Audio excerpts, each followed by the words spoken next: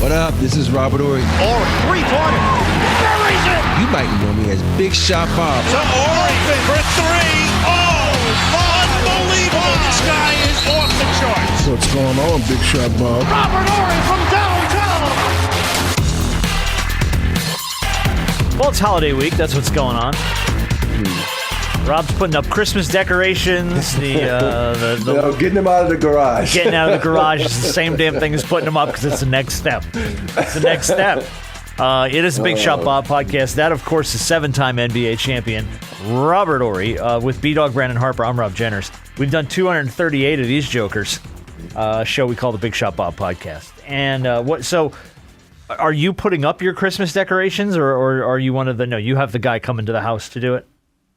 No, they do them on the outside. We do it on the inside. Okay, well, that's what I meant. Yeah, I ain't getting on no fucking roof putting no lights. Oh, see, that was me last week. No, that was me last week. I had one day off of work and I spent 6 hours on a ladder putting stuff up on the side of the house. So yeah, that was me last week. Mm-mm. Yeah, I'm that guy. And plus, Candace, we like, you ain't do that shit right. Do it again. Oh no, no, we're not redoing anything. No. And I've told my wife that once it's up, this is what we got. This is what we're doing. So yeah, that's I spent a good 6 hours in the yard doing that the other day.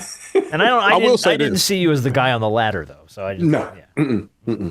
I think, and I think I recognize this with my mom as well. Like, I love Christmas. Christmas is the best time of the year. Obviously, the nostalgic feeling and how it felt when I was younger made it even better. But as much as I love Christmas, the decorations and things start to dwindle as the years go on because you don't want to. You go from having grown up with the big real tree to then growing up with the big fake tree to then my mom puts a little tree on top of the counter and says the kids can just put their little gifts underneath the. Yeah. She didn't even put up a big tree anymore? Well, we have one.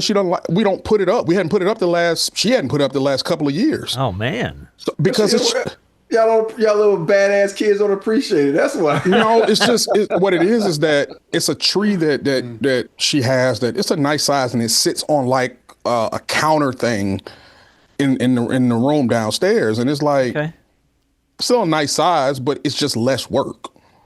Yeah, I get it. It's just because with the other stuff, you got to vacuum. Even with the fake tree, you got stuff everywhere. You got to vacuum after. But are you the youngest of the siblings? No, I'm the oldest. It's just me and my brother. Just you and your brother. Okay, your brother's younger. Okay. Yeah, he's across the country. There's no grandkids or any of that stuff, or nieces and nephews, or no grandkids so that I know of. This makes sense for your house. Then. No. She has niece. She does have a niece and a nephew. Okay.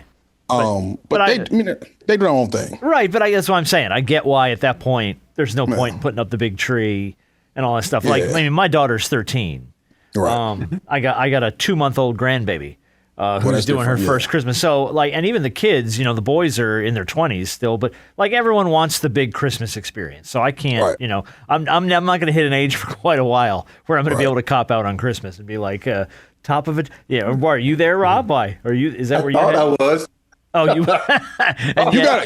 But you got a grandfather. Once you're out, they pull you back in. The grandkids are across country. They ain't coming here. Oh, true. Okay. So then start dialing it down. But he has a wife. That's the thing. He got a wife. Yeah, he got a wife. She loves. My wife loves the holidays. You know, and for me, the holidays have always been because you think about it, playing basketball at a young age. They always let's have a basketball tournament on this Christmas. Let's have it on Thanksgiving. The two major holidays. You're playing basketball, so Christmas. It hasn't lost its luster, but it was like, oh man, I got to go fucking play a game. So it never meant the same as a little kid waking up. Because you wake up in early morning with your kids and like, okay, I got to go take a nap because I got a game coming up at 1:00. Yeah. How many times taking out you being a Laker? Because Lakers play at Christmas. How many times did you play on Christmas when you weren't a Laker? I think twice in Houston, and both were on the road. And they were both Phoenix for some reason. Your favorite city? Yeah. And then what a place to be on Christmas too. And like 3 times when I was in San Antonio because we were good. The good teams always play on Christmas. Of course. Yeah, of course. Yeah. Well, except if you're the Lakers, because sometimes that Laker brand just puts you on. Because there have been a couple of years where the Lakers were absolutely terrible and they played on Christmas. They had Kobe. That's true. I'm trying to figure out, was there a time where they didn't have Kobe and they still played? No, it wasn't. No. Okay. You're right. Yeah. You're right. Once Kobe stepped down, it was like, all right, until we get LeBron, this thing's on. You're right. We're putting it in place. Yeah. All right. Well, a lot of holiday. Yeah. Usually for me, it's like Thanksgiving weekend was always the decorating weekend. So we got it done last weekend just so it was early. But the same thing. Like my wife loves Christmas. Same thing as Candace. Yeah. So I have a feeling that this shit. Christmas nonsense that we do every year and the 20 crates of stuff, it's never going to get any less. You know what I mean? She don't know this yet, but I'm gonna start a tradition though. So you got the Christmas tree up. Put it up while everybody, right before Thanksgiving, everybody take an ornament and you put it on a tree where you want it to be. That way all the ornaments get put on the tree quicker. Done. You pick an ornament. And see, my daughter loves to decorate the tree. So I'm just like, all I got to do is put the damn thing up. And then it's like, you guys go nuts. But I did convince Candace, once we moved into this house to get a fake tree, though. Oh, yeah, we do. We have the same thing. We have two fake trees. Forever she wanted a real tree. And I'm like, yeah, you want a real tree because you ain't carrying this bug in and out of the house. Yeah. And you're not sweeping up the pine needles and vacuuming and all the other crap that comes with the real. Yeah, Hey, I will say this, though.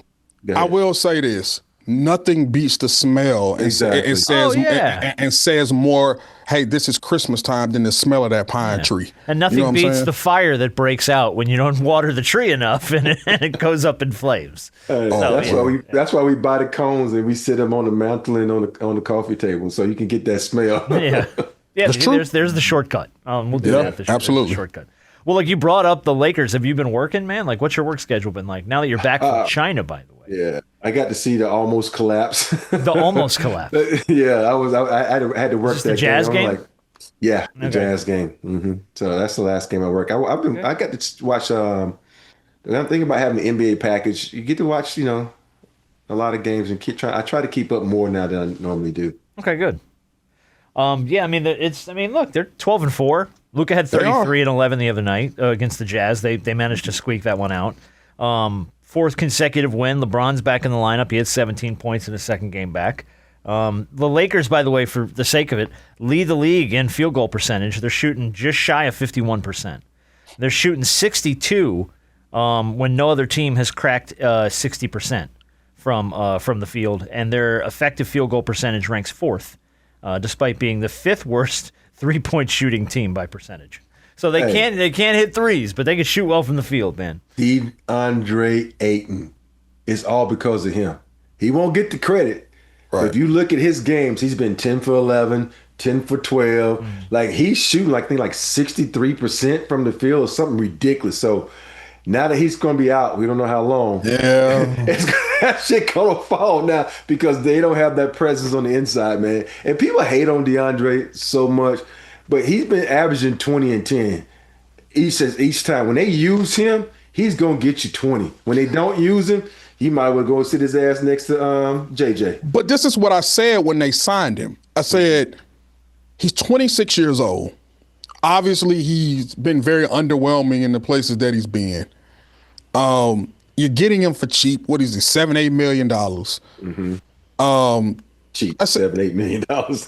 Well, hey, the numbers that we see these days, that's cheap for a 26-year-old. I got us smack dab in the middle of his prime. Mm-hmm. I said, and he's playing with a guy like Luka, who's the perfect person to play with when it comes to being a lob threat, but he's also a guy that can put the ball on the floor and go get his own shot and has post moves.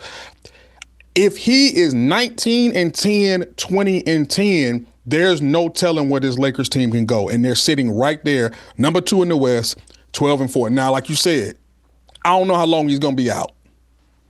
I think, what is it? He has a knee contusion. Was it a sprained knee or something like that? Yeah. I mean, and for big men, Rob, you know this, the knees, when you're that tall, the knees are tricky. They hurt. Yeah. They don't work so well. Yeah. And so with him being a 7-footer, you just don't know. You don't know how that's going to, affect him long term or how long he's going to be out. But I got to tip my hat to the Lakers. Sometimes I'm the pessimism in me with them is just waiting on the first domino to fall for it all to come crashing down. But they look good right now, and it's a long season. But it is. The way up to Christmas right now, they look good. Yeah, and I feel like going into when you start to hit that holiday break, this is kind of where you want to be. I mean, you want to be better than 500, of course, but you want to be leaning more in the direction of, ripping off 4 in a row, or having a streak where you're pulling off 4 or 5 at a clip, as opposed to the win one, lose one, win one, lose one, and then you end up somewhere in fair to Midland 500 range, like half the teams in the league right now, unless you're like the Pacers or the Wizards. I think the Wizards have only won 1 game this year. I'm not mistaken. Yeah. So it's like, but DeAndre Ayton being out is gonna hurt. That's gonna hurt. It is, but LeBron's back in the lineup, so let's see if they manage to distribute that workload a little bit around and see what they do. He'll pick it up a bit. He's gonna have to. He's gonna have to. But you mentioned, by the way, that the Lakers are right there, number 2. Actually, I think they're number 3 right now. Nuggets won last night, so they're 13. Yeah, them and Denver keep swapping positions. them and Denver right there, man. Right there, like 13, last 4, year. 12, 4. Yep, same thing. Both of them sit behind what are the damn near unbeatable Oklahoma City Thunder, who've only dropped 1 game this season. The winners of 9 straight. They're at 17-1. Shea's played in all 18 of those games, 9 of which he's recorded 30-plus points in 30 minutes or less.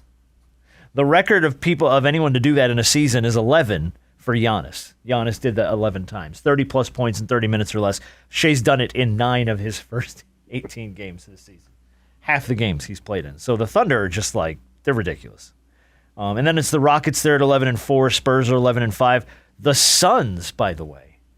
That's the shocker. Yeah, Phoenix at 11-7. And I'm surprised, but you know what the spark plug for the Suns has been? Dillon Brooks. Freaking Dillon Brooks. In the 11 games he's played so far, he's averaging 21.4, a career high. And he's shooting 45.5% from the field. Despite playing lesser minutes than he played last season, the Suns are 8-3 when he plays. They're 3-3 when he's out. So that's an unconventional spark plug for me, because he's never a guy we've really spoken highly of outside of his bullshit and his antics on the floor. Yeah. Well, that's his brand. But he's found a little niche for himself there in Phoenix. He's playing like he played when he was coming out of college and he first got in the league. I think, when I watched him in Houston, it's like his whole mental was totally different. It's like, Ime came in and, well, you got to be a fucking hard, you got to call people bitches, and you got to be, all this kind of stuff. And Dillon Brooks kind of took on that persona, like, yo, I got to be the fucking villain. He always thought he was the villain, especially when he was in Memphis. But I watched him. It was like he was so busy trying to be a tough guy in Houston instead of playing basketball that it took away from his game. Now he's out in Phoenix. Phoenix is a laid-back organization. They said, let's just go out there and hoop. And I think that's what he's doing now. He's just hooping. And I think the persona about him is about to change, because when he first came in the league, I said, okay, he's a scrappy dude. He can get buckets. And all of a sudden he said, I want to be like Draymond Green. And everything started changing for him. But so, I'm happy for him. I'm not happy for the Suns, but I'm happy for him. You cannot celebrate any wins in Phoenix, can you? And that's the thing. I think you're right. Like there was a point where I think it became all about the whole Dillon the villain bullshit, and it was like, man, who cares? Just play ball. You know what I mean? Like you don't have to build a brand around yourself by trying to be the bad guy. And for some reason, he wrapped himself all up in that. So I think now you go to Phoenix and you're on a team that has no expectations. So many of those pieces were gone that around the Phoenix teams that were successful over the last several years. Obviously, you still have Book, doing what he does there. But I don't think the Phoenix Suns had much in the way of expectations. So it feels like they're just kind of, to your point, just playing loose. Yeah. Just getting out there and balling and not really worrying about what people have to say about him. And to his credit, Dillon Brooks has fallen in very nicely in that flow. So, but that's what happens during the NBA season. You have these teams where, obviously during the preseason and before season, we have our predictions. We leave certain teams for dead, sometimes rightfully so. And then they turn around and surprise you because they're playing with house money and there are no real expectations. No one ever thought anything about Phoenix. We know Devin Booker's out there. We know Jalen Green is out there because of the. Has he been playing though? Jalen Green's been out, right?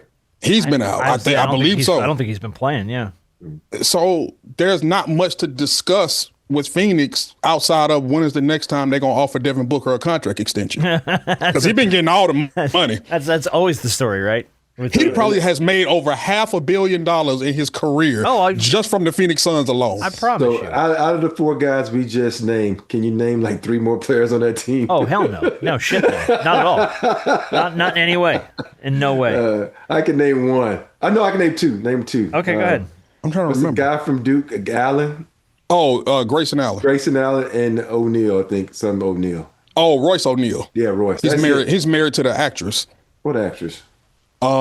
She played in Everybody Hates Chris, that TV show, light skinned girl. Okay. Yeah. I'm looking up Devin Booker's career earnings. I'm trying to see what his career earnings have been so far. 133 million to date. Oh, that's it. I was off. Yeah, you were a little bit off there. But he's got a he's averaging 66 million right now. Wait a minute. Okay. That was a 2-year, $133 million deal. What am I talking about? I was going to say, hold on. That was a 2-year, $133 million deal. He's making 64 this year. Yeah, but it's a couple of them deals. He's making 69 next year. I wonder what his career earnings are. Yeah, that's what I'm trying to find. All right, let me see. It's got to be at least 300. Devin Booker career earnings. Let's see what. 'Cause- how about 215.8 through the His career. 2024 season? Yeah. Okay. His future contracts are estimated to bring him to $520 million. Yeah. Yeah. If you count all his future contracts. So, yeah, Forget- you're right. Yeah, forget the endorsements. The Phoenix Suns, he is their organization. Their goal he's is their to keep him brand right happy. now. Yeah, he's He their is. brand. He's their brand, Yeah. 100%. I mean, Absolutely. you saw it when everything went down with Phoenix, and they were willing to move anybody and everybody except for Devin Booker. They were never going to touch him, and we knew that. We talked about that. So, but I mean, good for the Suns. All right, well, look, switch to the other side in the East. Talk about playing with house money. Last year, I don't think anybody saw the Pistons doing what the Pistons did, and they're back in it again now. They've ripped off 13 straight, won again. Them boys so tough. Man, boy. this is the longest streak the Pistons have had since the 2004 season, which by the year is the season, the year I should say that they won the NBA title. They're sitting at 15-2. That's when they beat the Lakers, right? Was it the Lakers in 2004? What year? 2004. Yeah, it was 04. Was Yeah. it 04 the Lakers? Okay. Yeah, that So was. there you go. Yeah. That's the first time I was somewhere sitting down saying, aha. You and Oh, Because that's Rob- the first year you got rid of me. Rob was throwing salt everywhere. I wasn't throwing salt. I was just saying, aha. it sounds like salt. Sounds like high cholesterol. Yep. It does. There's a show title this week. Sounds like high cholesterol. People are like, what the hell are they talking about? It's a Thanksgiving episode. It works. It's themed. By the way, hello in the Eastern Conference rankings to Brandon Ingram and the Toronto Raptors, who have ripped off 8 straight. And they're at 13. Face of the league. The 13. Well, Scotty Barnes is the face of the league. We know that. But BI, dude, playing really well for Toronto. It's at 13-5, and that's another team that I had zero expectation for. And I saw them on people's preseason lists and was like, what are they seeing in the Raptors that I'm not seeing? And here they are. I think they're right now, if I'm not mistaken, they're second place in the East right now. That's crazy. And I didn't have them on my list at all. I didn't even think I had them in a play-in team. Because I think we didn't have them that high because we thought so highly of guys like Cleveland, New York, who are struggling. Well, they're okay. I mean, the Cavs are right behind them at 12-7. The Heat are at 11-6. By the way, the Heat are freaking 11-6. The Knicks are at 10-6. Tyler Hero back too, and they just got Tyler Hero back last night. The Knicks are at 10-6. The Hawks are 11-7. So that's kind of the top of the East there. But I know one thing. I may not keep up with the Raptors a lot, but I know one thing: the Hawks can't never beat them. That's the one team that the Hawks just cannot. There's some I teams don't just care- have kryptonite, man, and that's one of them. I don't care whether it's here on U.S. soil or it's in Canada. They cannot beat the Raptors. The Raptors have them figured out. You know why? Because when you think about both teams, they're young, tall, and athletic. Mm-hmm. But when you look at the Raptors team, they're a little bit more talented than the Hawks team. So there's certain matchups because, when you was talking about how the Hawks are so tall, if you look at the Raptors, they right there behind them. They played a lot of size and length too, and a lot of athleticism. So I was looking like, okay. And there's a little bit, even though the Raptors are young, they're a more veteran-led team. Yeah. Like BI is young, but BI is also a veteran. Like he's more of a veteran than a lot of the guys on the Hawks are. Like I said, the third youngest team in basketball when it comes to average age. So But the fact that they're 11-7 right there in the mix of everything, look, without trade, like we talked about in the past, shout out to the Hawks. Where do you want to be? I mean, shout out to the Heat too, by the way, because I think most of us, I think I had the Heat as like a low play-in team. But Norman Powell for them, man, he's been a huge part of their success, Clippers. dude. You know, Ballmer is pissed that they let him move because in his first 14 games this season, he's averaging 25.4, 50% from the field, about 4 rebounds, shooting 46% from 3, couple assists, 88% from the line. In 8 games, he's had 25 plus points in his first 14. So I mean, he's been a force, dude, for them. I know it probably boiled down, there's probably some inside stuff, maybe like contract and money where the Clippers didn't want to pay him. I mean, obviously it had to be. You paying 2 other guys that, yeah, you're paying Harden and Kawhi. Yeah. Yeah. But you don't get rid of that guy, man. He should have been an all-star last year. He was your only shining star last night. He was only the bright moment in your system last year, and you get rid of him? I'm like, come on, man. You get rid of the Cali guy, UCLA guy, and you send him down in Miami. Well, he just killing it right now. I guarantee he probably on the All-Star team this year. He's got to be. If he keeps playing like this, he should be. Yeah. I mean, like you're right. We talked about it last year. He got snubbed from the All-Star team. He absolutely should have made the All-Star team last year. But I mean, the Clippers haven't been able to figure it out. They've been. I mean, and Harden played like Harden has his nights. He had a night the other night where he had like 60-something points or something. What the hell? I wrote it down. Yeah, he had 55. 55 is what it was. So he by scoring 55 the other night, he holds the franchise scoring record for 2 different franchises now. The Houston Rockets, where he owns the record at 61, and now the Clippers at 55. No player in NBA history has ever held the record for 2 different teams at the same time until now. So James Harden, congratulations, but the Clippers can't put it together. Yeah, I mean, like you could have Harden have those nights all he wants, man. They're just not. They're not finding a way to get it done. So they got a long way. We see how they play tonight and see how they match up. Yeah. It's what I didn't realize, B, and you might have. What's that? The Lakers are a young team. You take LeBron off the team, the Lakers are I think top 5 youngest teams in the league. Because Luka's 29? Nah, Luka got to be like 27. 27? 26, 27. Everybody's like 28 and under. Yeah, DeAndre's 26. AR has to be 26, 27. Yeah. Mm-hmm. Rui probably is 28, 29. Yeah, Luka's 26. Yeah, I mean, obviously Marcus Smart is in his 30s. Early 30s. LeBron wrecks the curve, though, man. He just does. Yeah. You get LeBron in that lineup, all of a sudden that curve just. But think about it, he twice the age of everybody on the team. But here's the thing, though. LeBron is. I mean, the Lakers have the exception and not the rule. Hey. It's just what it is. That's the exception and not the rule. It is. It's so funny. LeBron. He's up in age, but he had them baby lungs the other night in Utah. That man was so tired one time. He just walked right off the court and sat down. He was like, get me, and sat down. I'm like, oh, no, we got to get the guy in the game. Let me sit down. I'll let y'all worry about that. He ain't played a lot this season yet. You know what I mean? He needs some time. He's been in street clothes for a minute. Hey, man, the mountains up there. Yeah. Mountains ain't no joke. That thin air ain't no joke. I think sometimes people don't talk about the altitude in Utah, but sometimes that shit would jump on your back too. You think about Denver, but yeah. Well, I mean, look, while we're on the Clippers, he did officially announce it, and we knew it was going to happen though. But Chris Paul's calling it a career. He made that official. Hell of a career, dude. He's going to finish his career 20,000 points, 12,000 assists, and 6,000 rebounds. Like, what a number. Yeah. To put your stamp on what you did as a career with that kind of a number.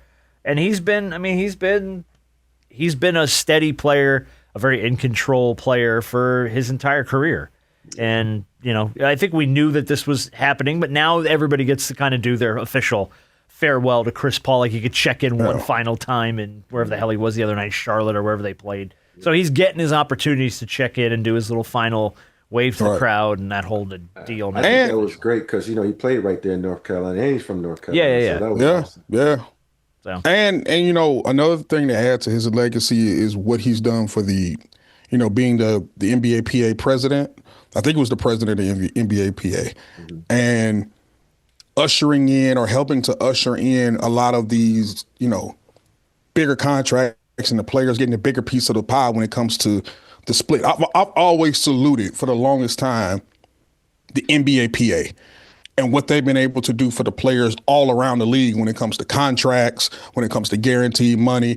I always say that they're the pinnacle, and they're what these other players associations need to look up to, especially the NFL, because they're on the complete opposite side of things. And I know the WNBA is trying to really flex their muscle. The WNBA PA is trying to flex their muscle and get what they deserve as well. So shout out to Chris Paul, not just what he's done on the floor, but what he's done for many players off the floor as well when it comes to their pockets. Yeah, and let's not forget what he did for the HBCUs, Yeah, absolutely.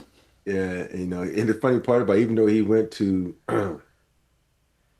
Wake Forest. Yeah, Wake Forest, yep. He graduated from Winston-Salem, so it's like, so thank you, Chris Paul, for what you've done for the NBA. And I'm just, I just hate that he didn't win a championship, because there are certain guys you say, okay, I agree with them. I wish you'd have won a championship, so yeah. If he'd have been with Kobe and Bynum, he might have. Here's the thing, people, I know people always bring that up. And of course they are, because they overruled the trade. Yeah, it's like if they do that trade, they never get. I shouldn't say that.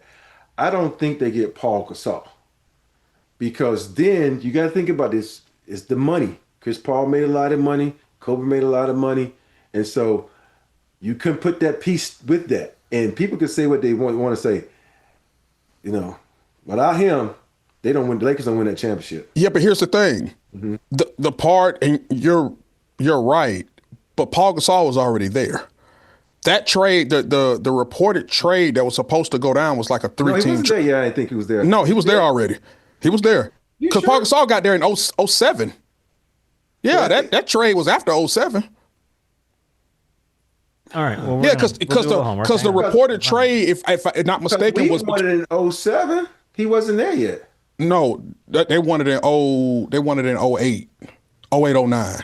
Okay. I thought he got there in 08, and that's Chris Paul trade was at 07. Well, I don't know. Who cares? But the proposed trade was like a 3-team trade with like the Lakers, Houston, and the Pelicans. Paul Gasol was on the Lakers when the 3-team trade would have sent Chris Paul to the Lakers in 2011. Yeah. He was already on the roster. Because it was going to send Lamar Odom. Lamar Odom was part of that trade. Paul Gasol was part of that trade. Oh, see, you might go back to my point. But he was there. So, yeah. But they had already been there, but yeah. They had already won their back-to-back titles, Yeah, because that was 2011, because they won in 08, 9, and 10. Yeah. And Dwight got there in 2012, and you know how that experiment worked. And that didn't worked. go well. Don't blame Dwight. You had to blame the other little short dude that I've checked into the Bulls and the coach. Hobbly Steve Nash. He never touched the floor, and the coach didn't know how to coach bigs. You're talking about Mike D'Antoni. Yeah, he was trying to run a fucking guard system with 3 elite bigs. I'm like, what the fuck are you doing, dude? Right. Well, we know you're such a big fan of Mike D'Antoni's offense. So I wonder what he's doing these days. Counting his money.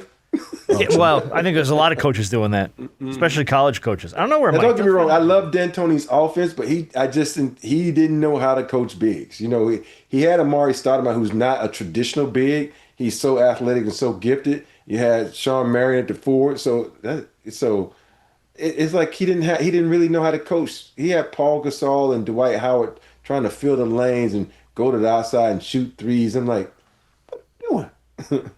It says his most recent role was a coaching advisor for the New Orleans Pelicans. So there you go. Yeah. Well, he shows the shining example of how to run a great offense in New Orleans. Hey, Rob, never mind. All right. Well, look, we got a couple other things to get to. I want to mention that we have some of the best Thanksgiving audio of the week from UConn head coach Dan Hurley, who this will crack you up. We will get to our football picks, and we will play a Thanksgiving-themed edition of Black Crime or White Crime. There we go. All of these crimes, Thanksgiving crimes. You just got to tell Crimes don't stop on holidays. Hell no, they don't. If anything, they get stranger, which makes the game that much more fun. I do want to bring up the Ja versus Clay thing from the other night, just because Ja got, and this was after the Grizzlies beat the Mavericks 102-96. Ja decides, and he wasn't in the game that night, but just decides he wasn't going to get chippy with Klay Thompson and start calling him a bum and all this stuff after the game was over. Klay kind of took some exception to the way that game was being played. He felt like he was getting some cheap shots, and Ja decided he was going to pipe up from the bench.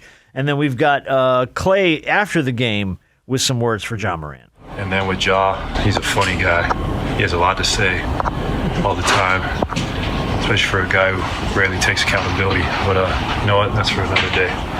He's been running his mouth for a long time, and it's funny to run your mouth when you're on the bench. It's kind of the story of his career so far, just leaving us wanting more. You know, we all want to see him out there and do his best, but he's just been letting a lot of other stuff get in the way of that. And we need that in the NBA. We need our best players to be out there. And when you're a star, it comes with a great responsibility. And I hate to see that go to waste.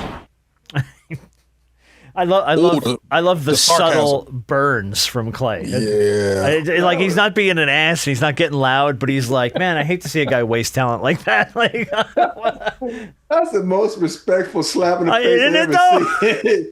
Well, like, hit me on the right side. Hold on. Did you just slap me? No, I didn't slap I'm going to you. shake your hand with one hand and just smack you with the other one. That's exactly what that was. Yeah. Hey, what was the movie Major League where, hey, we won the world championship, and he knocks him out? And he hits his ass. Yeah, and then he picks him up and hugs him again. Yeah, because Charlie Sheen slept with his wife. Yeah, exactly. Yeah, that's a fact. Yep. Yep. But Hey, like, man. it's I don't know, man. Like I don't know what to make of it. Like look, we know Klay Thompson isn't the Klay Thompson of NBA lore. You know what I mean? Mm-hmm. Like that's not who he is anymore. And that's not being mean or taking a shot at him. It's just not who he is. And why is Ja Morant deciding to run his mouth when he's not even in the game? Because it just paints him in a really bad light. Yeah, for me, it's like Klay, I tip my hat to Klay.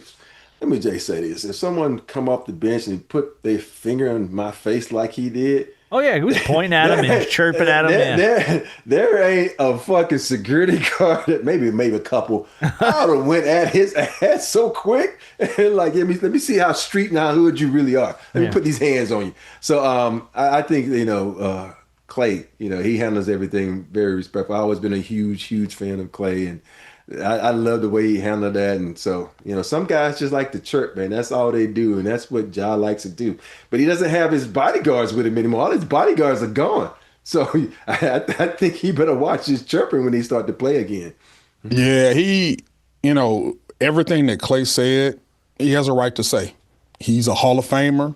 Mm-hmm. He's one of the 3 greatest shooters of all time. Wherever you want to place him, that's a debate for another time. He's a 4-time NBA champion. Has he looked like hot garbage recently? Absolutely. But you know what? It is what it is because he's been there, done that multiple times and got multiple rings and T-shirts for him. Mm-hmm. Whereas with Ja Morant, a lot of what we know him for is off the court antics. As talented as he is, very talented and still young, we know him more for what he's been doing off the court. So when you want to get off the bench, you're not even in the game, dog. You're gonna point at somebody in their face, at least have a jersey on. Yeah. At least be in the game. But you coming off the bench like you a big dog and want to point at somebody this is how it's gonna be. And I think as disappointing as it is for me to see Ja to be like this, it's hey man, your name is not. It's not carrying the way that it needs to be carried because people are only going to remember you for BS like this. Yeah. I think with Klay, and this is like all the players that was like on a certain pedestal. I think we expect them to always be on that pedestal. We look at the way Kobe played, LeBron played, MJ played. I was just going to say, I think LeBron ruined that for a lot of people. Yeah. You know what I mean? And so now when you take Klay, you think about it, if Klay doesn't ever have those major injuries, will he be where he is now? I don't think so. I think he'd be a lot better. So I think, when it comes to him, you have to give him praise for him still being able to play. Because he's still better than I think about maybe 1/4 of the league, even though but we expect we measure him on his stick from when he played with the Golden State Warriors, and he's not there. And so I just think that, when people look at it like, oh, you ain't averaging 25 points anymore, huh? So yeah, he's still better than a quarter of the league, man. Yeah, and John Morant, hard to call a guy a bum who's got 4 title rings. Man's got 4 rings and you're calling him a bum. Maybe take a step back I like when he would have said MJ when he was in Washington, you a bum. Yeah, greatest player probably to ever lace him up. What a bum! Yeah, you gotta mind yourself. Like just because the dude ain't who he used to be, that doesn't mean you forget who he used to be. Right, but that's to Rob's point. You know what I mean? Like you hold him to that standard forever because that's how you know him. It's when you say Klay Thompson, you're like, oh, Splash Brothers. Like it's the first thing that comes to your mind. So it's kind of it's just the standard you're held to. It's not necessarily fair. But for John Morant, like you're in reputation rebuild mode here, dude. Yeah. Like you should have a little bit more respect for the guys you play with. Like you are trying to get back into the good graces of the league, and shit like this ain't gonna get you there, man. Yeah. So how many points did Klay score off? Like 3 or 4 dribbles that time? Like 60-something points? Yeah, no, dude, he's had nights. Yeah, he's had them, but it seemed like so long ago, but that is true. I just don't get it though. That just boggles. And I'll say this to close it out. I don't have an issue with guys being competitive and talking. Y'all are all in the league, whatnot. But I think there's a fine line between doing that and then also having respect for guys who have been to the place that you want to get to multiple times over. Right. And I don't mean no offense to John Morant though. I don't see him getting there anytime soon. Not in the setup he's in right now. So yeah, not when the coach don't like you and your teammates. Yeah, I mean your coach can't stand you. God knows what kind of dynamic he's got in the locker room. But I mean, dude, just I don't know, man. Why? And like you said, Harp, don't do it in street clothes. You want to get in a guy's face and start chirping, man? At least make sure you got some shorts on. Hey, man, put the jersey on, put the shorts on, and lace them up, dog. Come on now. All right. Quick update on Chauncey, just to bring it up, just because it's an update on the story. I figured we just mention it. He pleaded not guilty to wire fraud, conspiracy, and money laundering, and this was on Tuesday at a federal courthouse. The Trailblazers head coach has been accused of the face card scheme to lure players into illegal poker games. If convicted, the charges carry a minimum punishment of 20 years in prison. And a judge ordered him to be set at $5 million bail. So Chauncey's got some problems. That's all I'm going to say there. We'll move on. He should be able to place that bail, shouldn't he? He put his house in Colorado up. His wife and daughter had to sign it over to him. Yeah. Got it. Yeah, I hate that for him, though, man. Like, just, but what are you doing? I mean, you say you hate it for a guy, but it's like, dude, you did this to yourself. Like, what are you doing, man? Keep it clean. You got a friggin' NBA head coaching job. You're not scraping by here. So, all right, let's do the Thanksgiving audio of the week. My favorite audio of the week. Dan Hurley, head coach of UConn. Talking about Thanksgiving. They have a game Friday in Madison Square Garden. Not 100% sure who they're playing. My guess would be St. John's. Because that's who else plays in the Garden.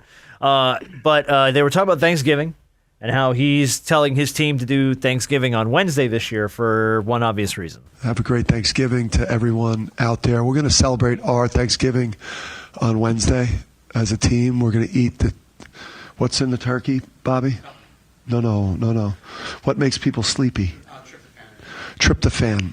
So we're not going to eat the fucking tryptophan on Thursday and be sluggish as shit on Friday. So we're going to eat the tryptophan, the turkey and everything on Wednesday so that all the tryptophan is out of our system by the time we get to MSG. Here we go. Here we go. I love that in a post-game press conference being covered by the media, we're not going to eat the fucking tryptophan. What's the shit in the turkey to make you sleepy? What's this stuff, Bobby? What is it? What's in the turkey, Bobby? He turns to the guy outside. Bobby, what's in the turkey? I love when a coach talks to somebody off screen for no reason whatsoever. Nobody knows what's going on. That man look, as successful as he's been at UConn, winning a couple of tournament championships, he be going through it over there. He be going through it over there. He is a range of emotions as a person, man. And he's like, he can be calm and funny sometimes, and then sometimes he looks like he wants to tear somebody's head off. Man. He runs like there's no middle ground for him. He's either cool and funny or like he's running 1,000 degrees hot. Like there's very little middle ground. He was almost a Laker head coach. He was. Well, he was in that conversation for. He was in that conversation. Yeah, they're telling LeBron not eat the fucking tryptophan. LeBron. It's a little different when you're dealing with grown men. Get off it, man. Yeah. All right, let's do our college football picks this week, and we got a bunch of games to pick this. Looks like a new person in the league. Okay, so we're gonna skip this part. Let's go ahead and move past that. Let's talk quickly about Mike Norvell. FSU announced they're keeping Mike Norvell for another season, very clearly because they cannot afford to buy him out. Because there is just no reason to keep this man. He went 3-6 in 2020, then 5-7, and then here we go. 2022 he went 10-3. Yeah. 2023 went 13-1, and then 2024 the wheels fell off. They went 2-10, and they're 5-5 right now. They got to beat Florida. This weekend to even become bowl eligible. Yeah. And, I mean, if you're FSU, you want out of that contract worse than anything in the world, but you can't afford it. So. And then not only do you want out of that contract, and obviously they're not going to be able to do it, at least right now, but then you got to figure out where you go. What's out there? Oh, there's lots of coaching positions open, so who the hell knows what kind of coaches are out there? Chip Kelly's just got let go from the Vegas Raiders, I think. So it's offensive coordinator. But somebody's going to be looking for Chip Kelly to rejuvenate their program? Question mark. Maybe. Nah. No. How about Franklin saying, "Fuck it, I'm going to jump right back into it. Let's go." Like, damn. You know who's happy about that? Penn State. Exactly. Helen from Human Resources is like, according to this job interview, you just got hired. We ain't got to pay you your buyout. But here's the question, though. They have to pay the amount that, he's making $20 million, he makes $10 million here. They only have to pay $10 million, right? Yeah, I think that's right. Yeah. So you know what I'd have did? I would sign a contract. Oh, this year I'm only making $1 million, and next year $2 million. I'm like, I'm gonna stick it to you, motherfuckers. You gonna make y'all me gonna sign pay me? else? Yeah. Virginia Tech's gonna catch a discount for a couple of years on me. Yeah. I'm gonna make my last year like. We're gonna prorate my contract like Shohei Ohtani. Pay me after the fact. Yeah. Exactly. That's what I did. Look, getting money from two different places is never a bad thing. No, and college football coaches are pros. Just ask Michael Finley. Oh well, he's there you go. He got paid a couple ways, but Michael Finley was the highest paid player in the NBA at one point. I always think of Jimbo. Good old Jimbo Fisher was getting paid from Florida State, paid from Texas A&M. Like, dude, that man had money coming 3 different ways. And we should. I mean, obviously there are a lot of rumors out there, but obviously officially we'll get the Lane Kiffin news. They say after the Egg Bowl. Yeah. After the Ole Miss Mississippi State to me game. Means he's going somewhere. He's not going to stay. He's going to Florida. Is that what you think? I think he's going to Florida. Okay. Rob, any guesses or no? We had this conversation the other day with some friends, and I'm like, Lane Kiffin is kind of an asshole in a good way. And you think about assholes, which university is more like the asshole-ish kind of university?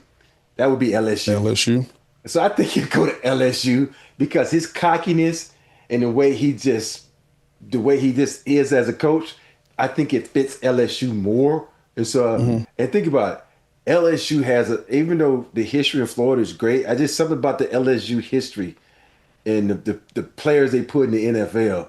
I think he goes to LSU. Okay, I'm with Harper. I think he's probably going to end up at Florida. I think Florida because of DJ Lagway and the quarterback. I want to see what he could do with a guy like that. Talented, hasn't really measured up to much, but to see what he could do with a guy who's mobile and talented like he is. You know what's funny though? Forget this. Sorry to interrupt, but the guy at LSU is the same way but younger. Nussmeier? Nobody knows about. No. Oh no, the kid. The kid behind him. Back up. Yeah. Mm-hmm. Shit, I can't remember his name. I know who you're talking about though. Yeah. Well, I mean, and the thing that's weird to me though with the Kiffin thing is that so you're gonna either it's LSU or if it's Florida if he leaves. Mm-hmm. Are either of those a step up from Ole Miss in the sense that – no, hold on. In the sense that – okay, stop. Ole Miss is playing for a playoff spot right now. You're right. Florida is fair to Midland at best and has not been good in a minute. LSU has their ups and downs. They have flashes of brilliance. I don't know how much of that's on the coach or how much of that's on recruiting, but he's built Ole Miss to a point where they are just a true playoff contender now. And he can turn that machine as long as he wants there and continue to keep them in the conversation. If you go to FSU, or I'm sorry, to Florida or to LSU, it's almost a restart in a lot of ways. Like, okay, you've got pieces, you've got talented players, But now you have to institute your system. You got to recruit your guys. You got to rebuild the way that you tried to build somewhere else in hopes to get back into contention in the SEC, where you already are in contention. You know what I mean? But like you're I leaving a top position in the SEC to go to a lower position in the SEC. You're right. But the way things work now with recruiting and NIL, it may not take you long to be able to build something there. And I do think that Florida, look, this is no knock to Ole Miss because what he's been able to do at Ole Miss is amazing. But when you look at LSU and Florida, I would think most people would think that the brands of those programs are bigger than Ole Miss. Yes. And it comes down to the money. Historically, yes. There's a report that LSU offered $90 million. But here's another thing. LSU has $20 million in NIL money. Okay. Florida has $15.8 million. Okay. So Lane Kiffin goes to LSU. Yeah, he's got money to spend. Oh shit, I'm going to LSU. I got Lane Kiffin and I got NIL money. So, I think, it's not about. I think with Lane, he's gonna make plenty of money, right? I know some coaches and Lane has a big ass ego, but I think that's gonna make the difference because you get Lane Kiffin in LSU with all that fucking NIL money.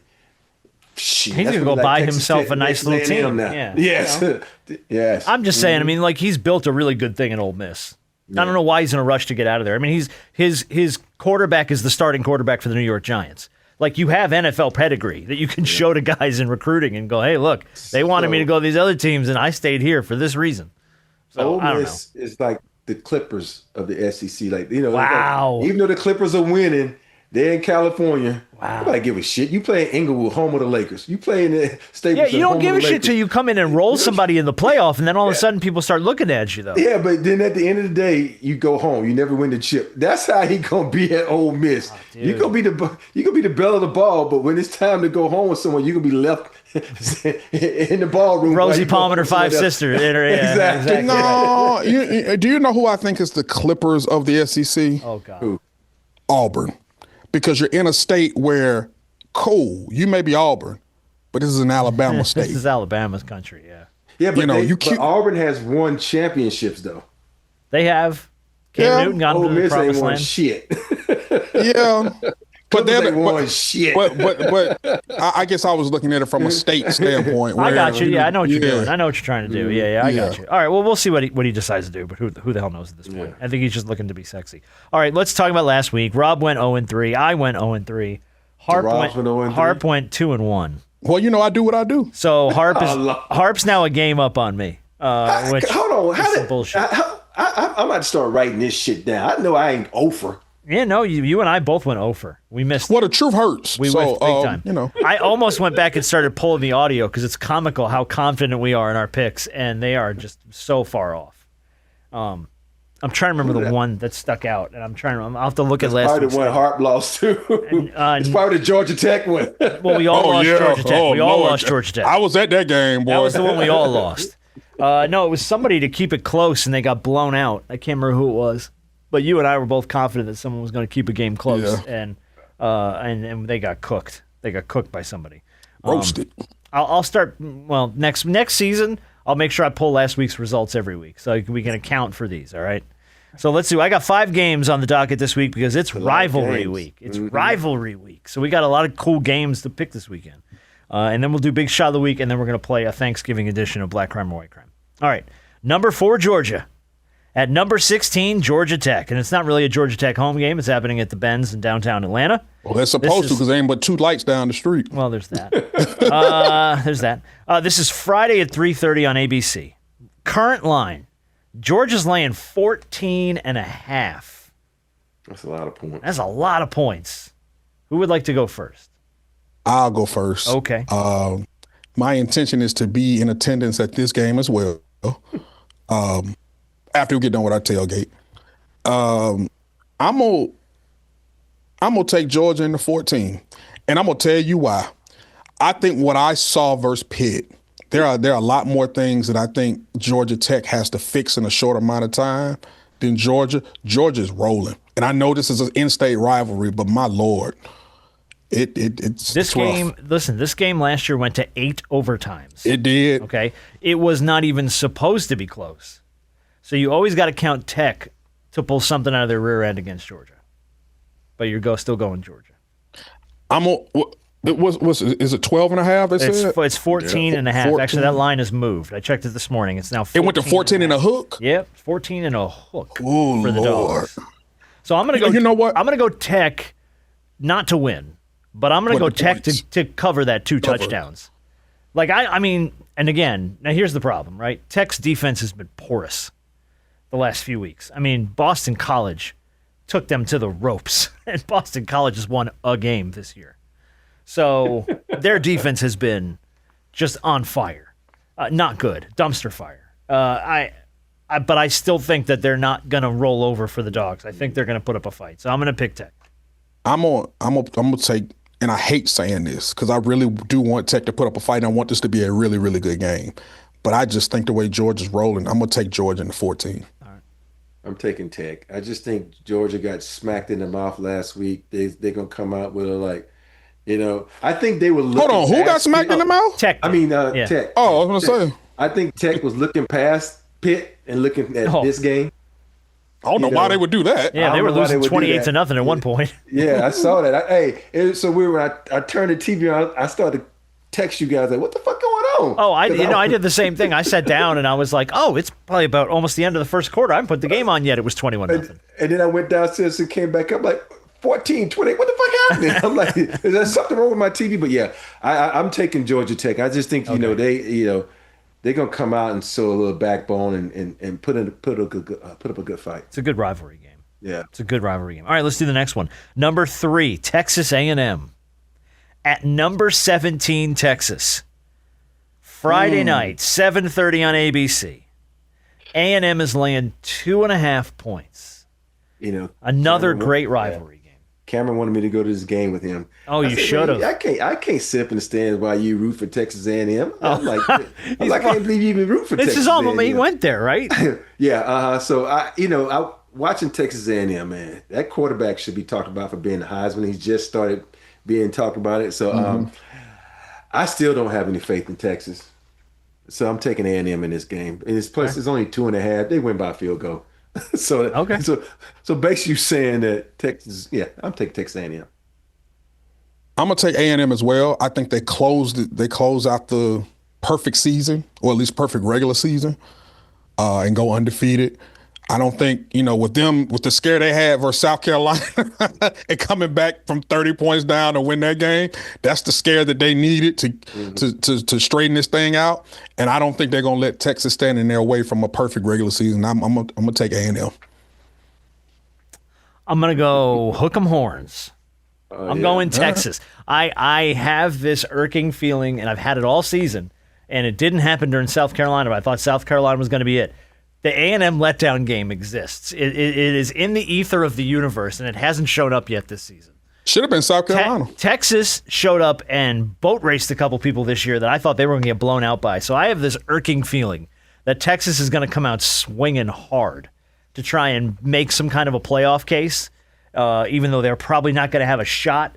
But I don't know, man. I feel like the A&M letdown game exists, and I feel like Rob, that's just gas. Don't worry about it. Oh, okay. The rankings come out tonight. It'll release at some point. The rankings come out on Tuesday and Wednesday. They come out they come out tonight, and then they'll do the final rankings next Sunday after the conference championship games. Yeah. So I think this is our last regular season rankings tonight.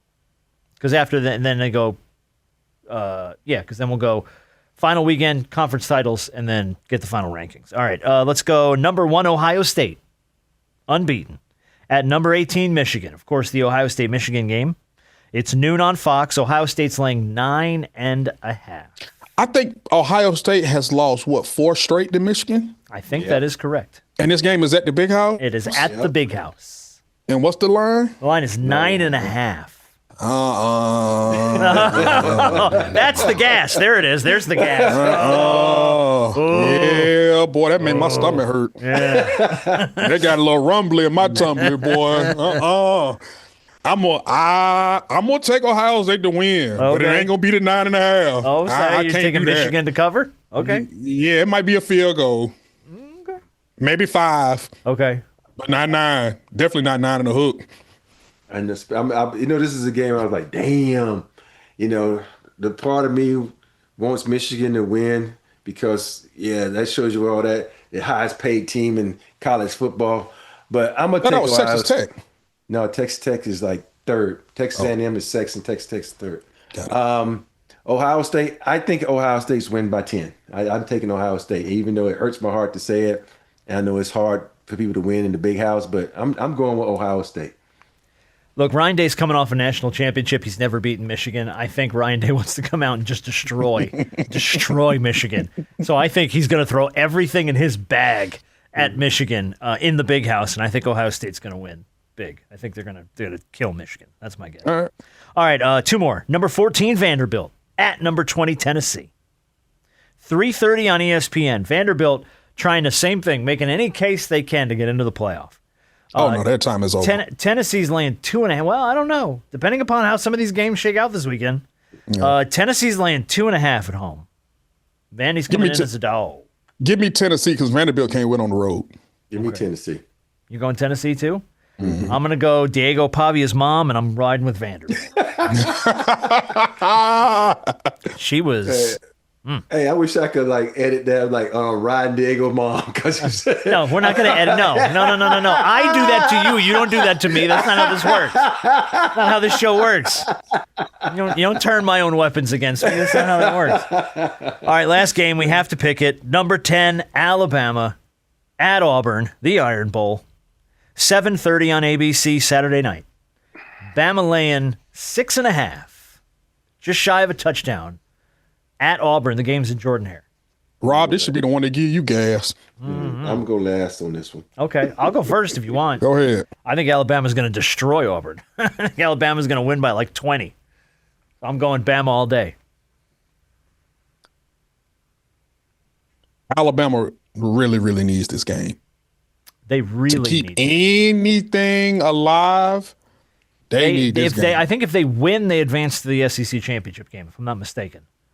All they have to do is win this game. They? Yeah, I think that's the scenario because I think. Oh no, I think it's Texas A&M wins and they're in.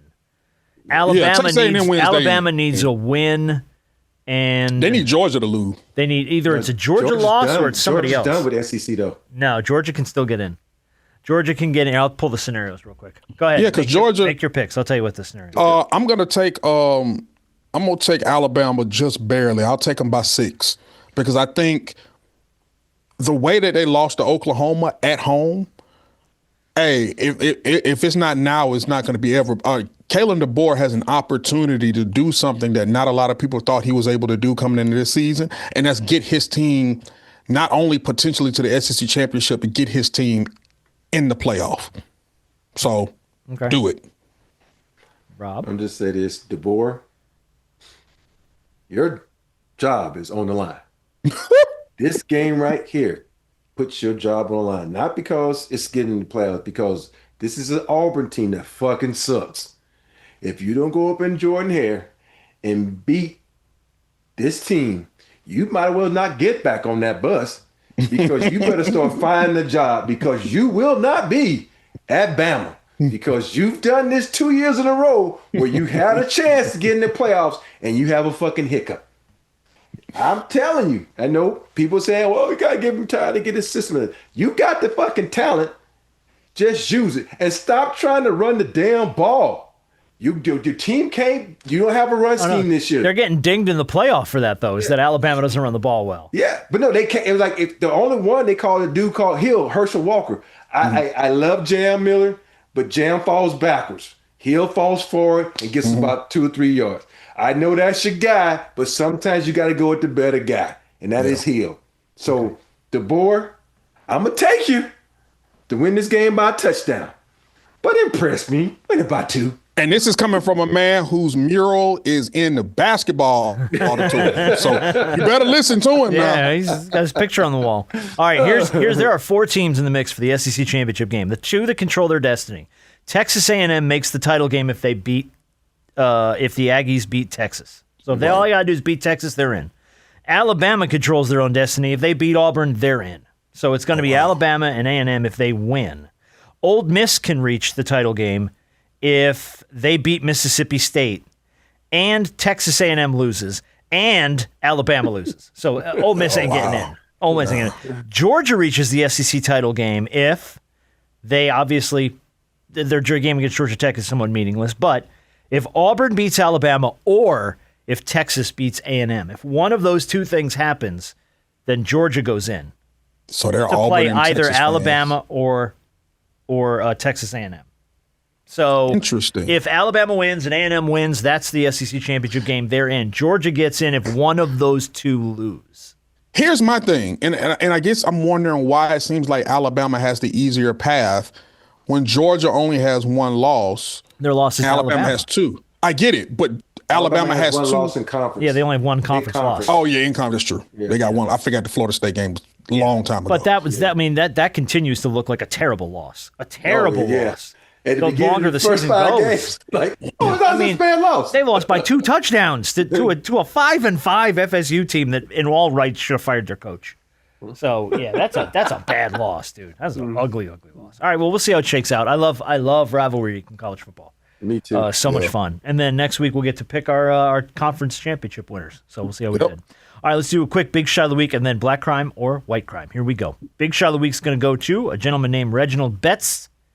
Here's why. Reginald was imprisoned for 17 years in Virginia.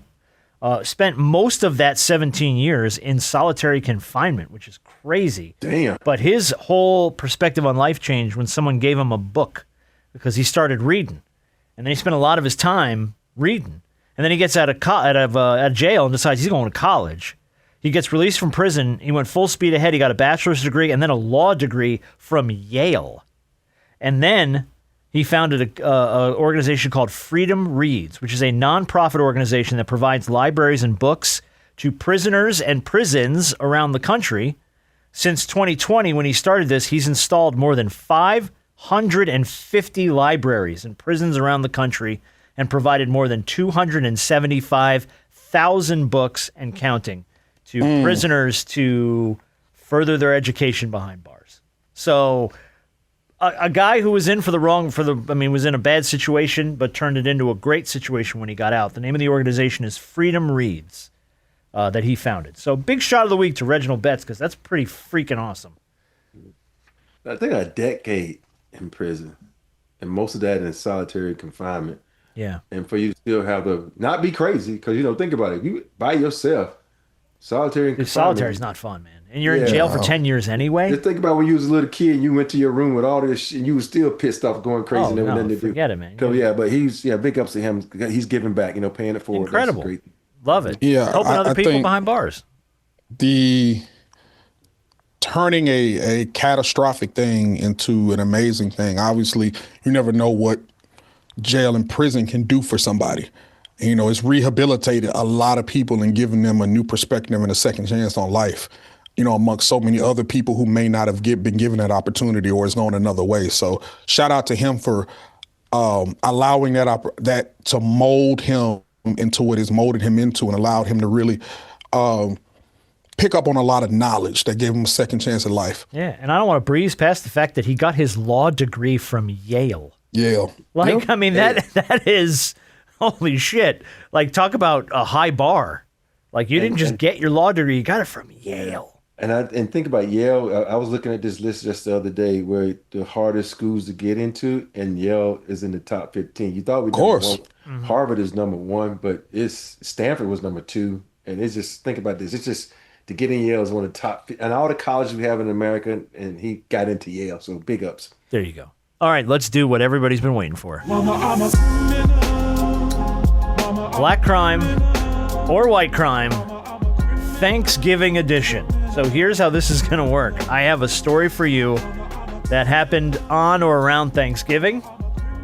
It's just simply your job to tell me if the perpetrator was African American or Caucasian. So here we go. Story number 1. A grocery store employee in Macon, Georgia, tried to steal 7 frozen turkeys by stuffing them under his shirt and claiming he had, quote, an aggressive third trimester situation.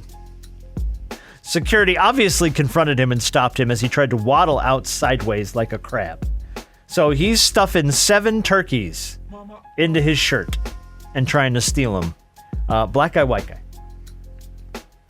7, huh? White guy. 7 turkeys. Waddled out. I'm gonna say white guy. Everybody goes white guy. And everybody is 100% wrong. That was Darnell Wiggins. Darnell, you should have gave me the Darnell, name. like first name only. No. First name You basis. can't give the name. You can't give the name. First name basis. You know what? Okay, I get you. All I right. get it. Well, that was the story. All right. Story number 2. A man robbed a Colorado bank wearing a full turkey costume, including the clunky shoe covers to cover his feet. The costume slowed him down so much that during his escape, he was outrun by a woman pushing a stroller with 2 toddlers in it, who was also fleeing. She was also fleeing from the scene as police were chasing him. They obviously caught him and arrested him. So, dude tries to rob a bank dressed like a turkey. Black guy, white that's a guy. white That's dude. white guy. That's white. I mean, everybody really quick to the trigger on this one, and everybody's 100% correct. That's Toby Mallorin, a white Hey, man. the fact that he got outran by a woman with a stroller, that lets you know he was white. Wow. That is hate around the holidays, man. I don't like it. He went there. I didn't. I don't like it. All right, story number 3. A man was arrested for throwing a full pumpkin pie at his brother after the brother ate, quote, the priority leftovers, which apparently were ranked in their home. When police arrived to break up the fight, the brother's defense was, he started with the mac and cheese. That's the crown jewel. So, dude gets arrested for assaulting his brother with food. Black guy, white guy. See, this is a little confusing because I was going to say the same thing. black folks don't do pumpkin pie traditionally. Okay. Because we usually do sweet potato pie. So the fact that it's still there kind of makes me think this is a black thing, especially when you start talking about the mac and cheese Mac at the and end. cheese That is is the crown jewel. Okay. So because of these context clues, I am going to, and the pumpkin pie is still there, I'm going to say it's a black crime. And matter of fact, I don't even know why the pumpkin pie is there in general, but it is. So And it's a black crime. okay, there you go. See, if I knew what state this was in, then it'd be different. But I'm still going to white guy in the pumpkin pie. All right, Rob goes white guy. Harper goes black guy. The point goes to Robert Horry, Liam Duggar, a white man. Yeah, Liam Duggar. You know what? The fact that the pumpkin pie was even there. That should have been it, everything I right? need to know. Should've- Because there ain't going to be no sweet potato pie left. It's all black folks. That's what I'm saying. But okay, so gone. we're not pumpkin pie people? No. Oh, okay. Sorry. pie. Are we apple pie people or no? Hell no. Oh wow! Holy shit, that got love aggressive. apple pie. I love apple pie. I love apple pie, just not for Thanksgiving. I want sweet potato pie. Okay. Yeah, must be. I love apple pie, man. A nice slice of warm apple pie and some vanilla ice cream. Yes. That might be the whitest shit I've ever said. No, it's not because okay. I know a lot said, of "No, it's black not." folks that love apple pie. He's like, you've said far whiter shit than that. Exactly. All right. Story number 4. A thief broke into a supermarket after closing and stole 30 frozen turkeys, but nothing else. Police said he left behind expensive whiskeys, electronics, and cash drawers. His only note that got left behind was, you can't put a price on family. And, I mean, so dude breaks into a grocery store, steals 30 frozen turkeys, does not take anything else. According to security camera footage and the eventual arrest. Black man or white man? White man.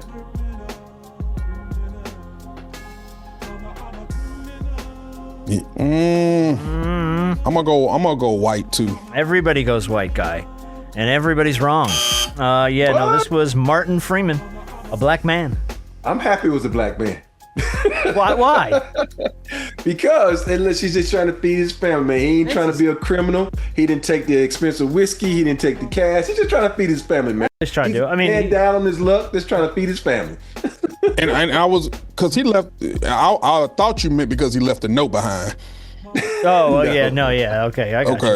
you. No, but I do love the whole, he's not trying to be a criminal, just broke into a grocery store and stole a bunch of food, but he's not trying to be a criminal. Hey, he's just trying to feed his family, trying to man. feed his family. That's all He's he's on trying to do. All right. hard times in life. All right, story number 5. A man called 911 to demand police intervention because the store was, quote, out of the good cranberry sauce, the jiggly kind that leaves the ripples. He wanted officers to make them open the back so he could check. The officers did not. The man was not arrested, but he was asked to leave the store. White man or a black man? I'm gonna say black, because black people do like cranberry sauce. The especially kind with the good kind. ripples. And, Gotta have the I ripples. can only see a black man describing it like that, and then trying to make them open. Hey man, go on back. into Open the back. Open the back. Yeah. Hey, I agree with everything you just said, but I'm gonna go to white guy on this one. All right. The point goes to Brandon Harper. Yeah, it was Dennis Mullen, a black man. Give me my cranberry sauce with the good ripples kind. in it. The good kind with the jiggly ripples. kind. You thinking about the whitest thing someone ever said? We was on the show the other night, and Geeter asked myself and Allie, "What's the one thing we want for Thanksgiving?" And guess what Allie said? Cranberry? No, it was like macaroni salad or something, or potato salad. What is the one thing we say is the whitest shit ever? I know. Green bean casserole. Oh, green bean casserole's delicious. Don't you do that shit. That's Don't the you whitest dare. shit ever. Hey, that's the whitest. You don't eat shit a green ever. bean casserole? Fuck no, I've never had one in my life. Get out of here. Shut up. I don't have nothing casserole at Thanksgiving. Oh, green bean casserole's delicious. Oh, you guys are out of your mind. I'm with Team Allie on this 100%. Green bean casserole. Yeah, We know. That's some white folk shit. Green bean casserole all day. Good shit, man. You're out of your mind. All right. And everybody, all the black producers, like, don't say it, Rob. Don't say it. White crime. Say it. All right. Story number 6. We got 2 to go here. A Thanksgiving family argument escalated when a woman threw a bag of turkey giblets at one of her relatives. The bag exploded on contact, sending small turkey parts across the dining room. She called the cops. Police were dispatched. No arrests were made. Woman who hauled off and threw a bag of turkey giblets at one of her relatives. Black woman, white woman. I'm going to say white. Okay. I don't know why, but I'm going to say white. I'm saying this was a mixed couple. The woman who threw it was black. The woman who got hit was white. No, so Look at you. the black Okay. woman who threw it. Okay. You're saying black woman threw the turkey giblets. I'm going to say white. Harp saying white woman threw the turkey giblets. This was woman's name is Donna Hartwell. She's a white she woman. black. No, white Donna, woman. that could have gone other way. Donna- Okay. You jumped to conclusions. Donna Hartwell's a white woman. Threw a Yeah. bag of turkey giblets. Good for her. Because I'm going to be honest with you. If you throw in a black function, you're going to throw that. Ain't no police getting called. We're just Oh going to no, you didn't whoop your ass. do. Yeah. Yeah. He did with the empty It's sweet family. potato They're pie going to pan. fight. It is what it is. Yeah. Okay. All right, last story.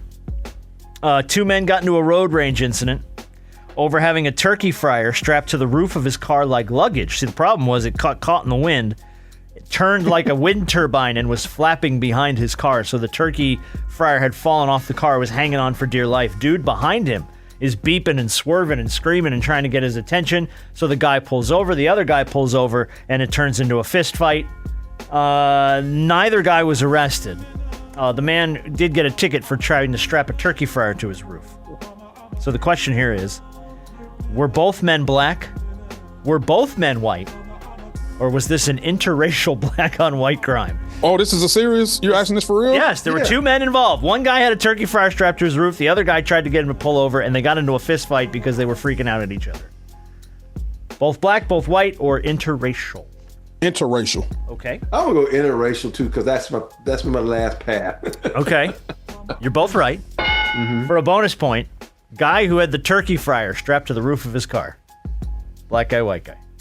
Like Strapped to the roof of his car? That's what's caused the whole thing to begin with. It was strapped to the roof of the car. It came loose. It started to fall off.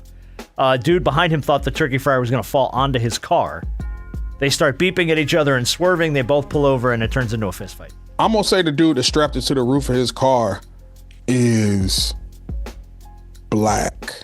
So And everybody. then the other car is white. Okay, everybody goes black guy, and no, that's definitely some white people shit. Strapping stuff to the roof of a car that don't belong there. No, yeah, we're good at that.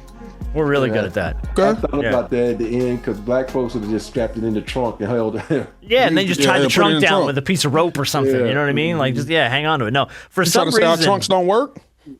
No, I'm just saying the trunk when it's too it ain't gonna big, fit. just- Obviously, it was on the roof because it strap that didn't shit fit. down. Oh, Yeah. I thought you just meant that our trunks just didn't work. Oh, is that what I meant? Okay. Yeah. That might be the whitest shit I've ever said. Okay, there you go.